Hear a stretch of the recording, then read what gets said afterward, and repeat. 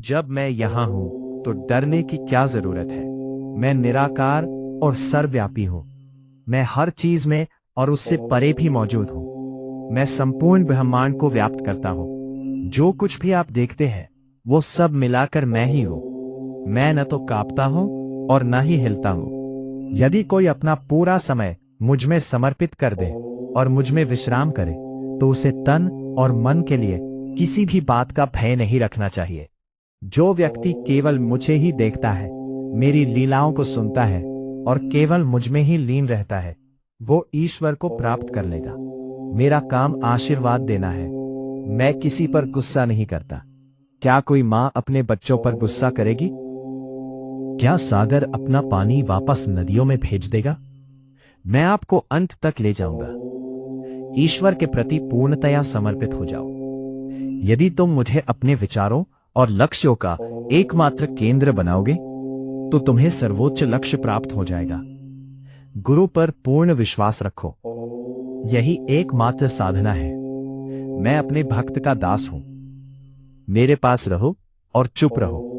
बाकी मैं कर लूंगा। हमारा कर्तव्य क्या है? उचित व्यवहार करना। बस इतना ही काफी है। मेरी नजर हमेशा उन लोगों पर रहती है जो मुझसे प्यार करते हैं।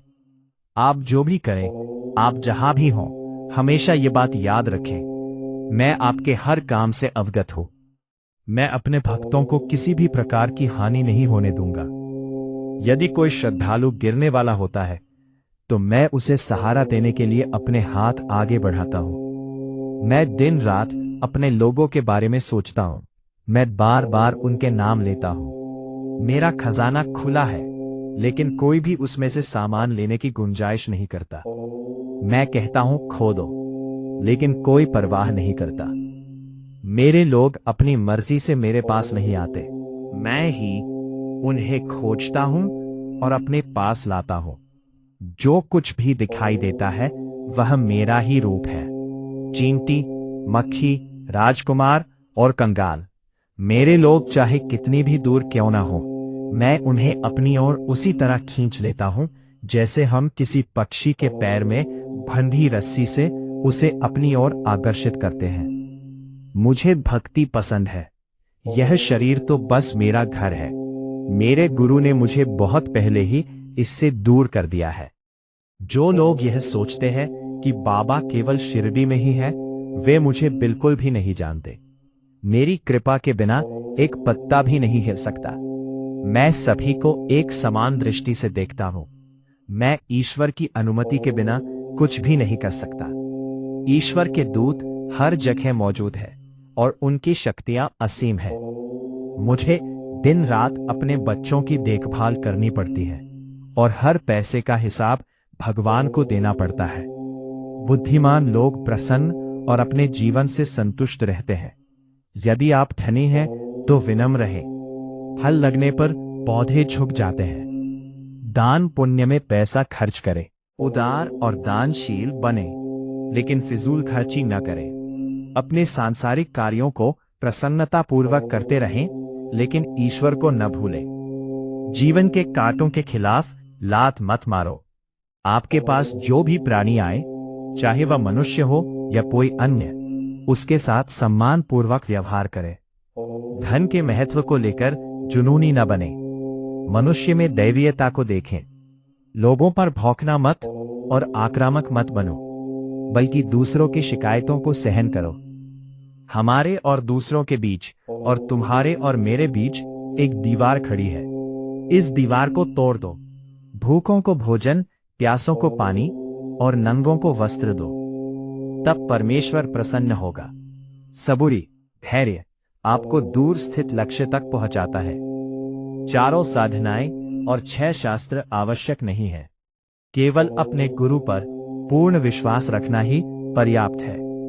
मेरा ध्यान चाहे साकार रूप में हो या निराकार रूप में, वही परम आनंद है। ईश्वर इतना दूर नहीं है। वह न तो ऊपर स्वर्ग में है, न ही नीचे नरक में। वह हमेशा आपके निकट है। अगर कोई किसी दूसरे पर गुस्सा करता है, दुख होता है, यदि आप किसी दूसरे व्यक्ति के दुर्व्यवहार को सहन नहीं कर सकते, तो बस 1-2 शब्द कह दे, या फिर वहां से चले जाएं। दूसरों के सौभाग्य से हमें क्या हानि होती है? आइए हम उनके साथ जश्न मनाएं या उनका अनुकरण करने का प्रयास करें। यही हमारी इच्छा और दृढ़ संकल्प होना चाहिए। जो भी मेरा नाम दोहराता है, मैं उसके साथ खड़ा रहता हूं। यदि निराकार ध्यान करना कठिन लगे, तो मेरे स्वरूप का ठीक उसी रूप में ध्यान करें जैसा आप इसे यहां देखते हैं। इस प्रकार के ध्यान से विषय और वस्तु का भेद मिट जाता है और मन एकता में विलीन हो जाता है। यदि कोई आपको ठेस पहुंचाता है, तो बदले में वैसा ही व्यवहार न करें। मैं उन लोगों का गुलाम हूं जो मेरे लिए भूखे प्यासे रहते हैं और बाकी सब चीजों को महत्वहीन समझते हैं। जो भी मुझे अपने प्रेम का एकमात्र लक्ष्य बनाता है, वह मुझ में उसी प्रकार विलीन हो जाता है जैसे नदी सागर में विलीन हो जाती है। मेरी ओर देखो, मैं तुम्हारी ओर देखूंगा। ईश्वर जो देता है वह कभी समाप्त नहीं होता। मनुष्य जो देता है वह कभी स्थायी नहीं होता। जो भी मिले उससे संतुष्ट और प्रसन्न रहे। मेरे भक्त हर चीज को अपना गुरु मानते हैं। गरीबी ही सबसे बड़ी दौलत है और राजा की संपत्ति से 1000 गुना श्रेष्ठ है। की कृपा पर पूरा भरोसा रखें। जो कोई भी अपने दिल को पत्नी, बच्चे और माता पिता से हटाकर मुझसे प्रेम करता है, वही मेरा सच्चा प्रेमी है। सही और गलत में भेद करो और ईमानदार, नेक और गुणी बनो। अहंकार में मत डूबो। ये मत सोचो कि तुम ही कर्म के कारण हो। सब कुछ ईश्वर की कृपा से है। यदि हम सभी कार्यों को ईश्वर का कार्य समझे, तो हम अनासक्त हो जाएंगे और कर्म बंधन से मुक्त हो जाएंगे। दूसरों के कार्यों का प्रभाव केवल उन्हीं पर पड़ेगा। आपके अपने कर्मों का प्रभाव केवल आप पर ही पड़ेगा। आलसी मत बनो। काम करो, ईश्वर का नाम लो और धर्म ग्रंथ पढ़ो। यदि आप प्रतिद्वंद्विता और विवाद से दूर रहेंगे, तो ईश्वर आपकी रक्षा करेगा। लोग अपने ही दोस्तों और परिवार को गाली देते हैं, लेकिन अनेक पुण्य कर्म करने के बाद ही मनुष्य जन्म लेता है। फिर शिरडी आकर लोगों की निंदा क्यों करते हैं? सच बोलो और सिर्फ सच ही बोलो। जो चीज मैं उदारता पूर्वक देता हूं, उसे कोई मुझसे लेना नहीं चाहता। किसी से झगड़ा न करो, न ही प्रतिशोध लो और न ही किसी की निंदा करो। शरीर को भेद नहीं सकते। यदि कोई आपके बारे में बुरा बोले, तो भी आप विचलित हुए बिना अपना काम करते रहें। ऐसे दोस्त चुने जो सुख दुख में अंत तक आपका साथ दे। जो कुछ आप पढ़ते हैं उस पर मनन करें और ईश्वर के बारे में सोचें। मैं अपने भक्तों को उनकी हर मांग पूरी करता हूं, जब तक कि वे मुझसे वह न मांग ले जो मैं देना चाहता हूं। आपको उस जगह पर एक पल के लिए भी नहीं रुकना चाहिए जहां लोग किसी संत के बारे में अपमानजनक बातें कर रहे हो।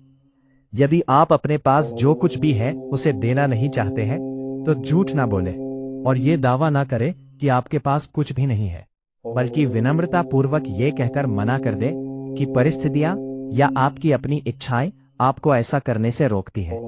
हमें विनम्र रहना चाहिए। सत्संग यानी अच्छे लोगों के साथ संगति करना अच्छा है। दुस्साहस यानी बुरे लोगों के साथ संगति करना बुरा है और इससे बचना चाहिए। जैसा बोओगे वैसा काटोगे, जैसा दोगे वैसा पाओगे। नैतिक नियम के अस्तित्व को परिणामों के नियंत्रक के रूप में स्वीकार करें, फिर इस नियम का दृढ़तापूर्वक पालन करें। सभी देवता एक ही हैं। हिंदू और मुसलमान में कोई अंतर नहीं है। मस्जिद और मंदिर एक समान है। आपने जो भी वादे किए हैं उन्हें पूरा करें। मृत्यु और जीवन ईश्वर की गतिविधि की अभिव्यक्तियां हैं। आप इन दोनों को अलग नहीं कर सकते। ईश्वर सर्वव्यापी है। काम वासना के आदि लोगों के लिए मुक्ति असंभव है। लाभ और हानि, जन्म और मृत्यु सब ईश्वर के हाथ में है। जब आप अपनी अंतरात्मा की दृष्टि से देखते हैं, तब आपको यह एहसास होता है कि आप स्वयं ईश्वर है और उनसे भिन्न नहीं है। अनावश्यक विवादों से बचें। दाता देता तो है, लेकिन वास्तव में वो बाद के लिए बीज बो रहा होता है, एक भरपूर फसल का उपहार। धन वास्तव में धर्म का पालन करने का एक साधन है। यदि कोई इसका उपयोग केवल व्यक्तिगत भोग विलास के लिए करता है, तो यह व्यर्थ खर्च होता है। ईश्वर की स्तुति हो। मैं तो केवल ईश्वर का दास हूं। ईश्वर अपना प्रेम प्रकट करेगा। वो सभी के प्रति दयालु है। जब भी आप कोई काम करने का जिम्मा लें, उसे पूरी तरह से करें या बिल्कुल भी न करें। गिरने तक व्यक्ति के पाप का निवारण नहीं होता। अपनी नफरत पर शर्म करो, नफरत छोड़ दो और चुप रहो। नैतिक नियम अटल है, इसलिए इसका पालन करें, इस पर ध्यान दें और आप अपने लक्ष्य तक पहुंच जाएंगे। ईश्वर नैतिक नियम की पूर्णता है। मैं आपके सेवकों का सेवक हूं। हमेशा ईश्वर के बारे में सोचें और आप देखेंगे कि वो क्या करता है। विश्वास और धैर्य रखो, तब मैं तुम जहां भी होगे हमेशा तुम्हारे साथ रहूंगा। से अपनी समस्याओं के बारे में साईं बाबा से उत्तर प्राप्त करें। ये टूल आपकी आत्मा और साईं बाबा के बीच एक सेतु का काम करता है। आप इस टूल के माध्यम से सीधे अपनी समस्याएं पूछ सकते हैं और शिरडी के साईं बाबा से राहत भरे उत्तर प्राप्त कर सकते हैं। क्या आप साईं सत्य चरित्र की PDF डाउनलोड करना चाहते हैं? यह देखें।